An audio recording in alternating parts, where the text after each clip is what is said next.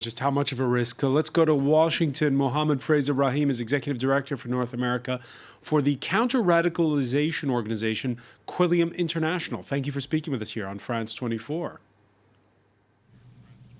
Thank you. First off, let's talk about the timing of it. Al-Baghdadi in that video does not mention the Christchurch attacks. He mentions Sri Lanka, but in an audio portion, so it was probably recorded afterwards. Yes, I think it was done afterwards, and many of us, there'll probably be a deeper analysis that, in terms of trying to figure out what's taking place. You can imagine intelligence services trying to find out and do sort of a time analysis on this. So for us collectively, he doesn't necessarily mention Christchurch, but I think that what this shows is a proof of life, and that Baghdadi himself is alive, though he looks certainly a bit weathered down in light of the territorial loss in both Syria and Iraq. So with the young people that you work with, is this a sign of strength or weakness, this video? Well, as I was mentioning, at a minimum, it's a proof of life. We know that Osama bin Laden, back in 1998, after the Kenyan bombing, Nairobi bombing attack, he came out and gave a video depiction of himself. So he showed his followers he was around Abu Musab al-Zarqawi in 2006. So we see a similar pattern by other extremists.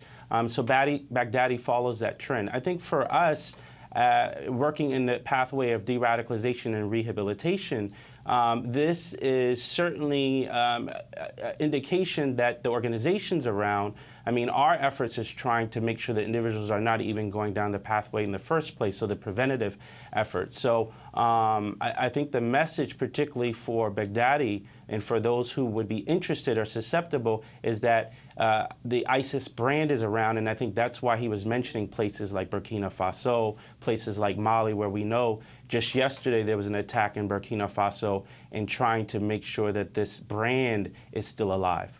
It doesn't take many people, obviously, to have a very determined radical organization. What's the answer when a video like this comes out? What do you do? So, again, these videos will come out, and unfortunately, in the age of technology, certainly the ability to gather the international attention, this is going to take place.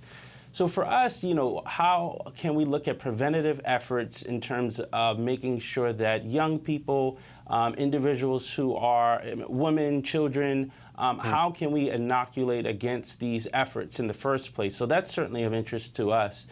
Extremist organizations like Al-Qaeda, ISIS are certainly going to be around. Unfortunately, I think what we can do is try to do our best effort to put up measures in place in a whole civil society approach. Governments can't do them by themselves, so it requires religious communities, civil society organizations, nonprofit organizations such as ours, as just being one to help counter those efforts. And Mohammed, as you said at the outset, investigators must be poring over this. How much of a risk was it releasing this video? Well, this is the the difficulty itself.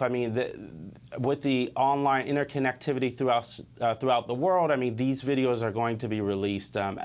I worked in U.S. intelligence for over a decade, and so I would have been probably one of those analysts trying to figure out what's actually taking place. How do we put together a puzzle piece to find out how can we prevent this? What is there a sign? Is this an indication of something to come? We know just in next week, the beginning of Ramadan will begin, and we know extremist groups have used this as an occasion to rally individuals in this heightened spiritual or religious fervor.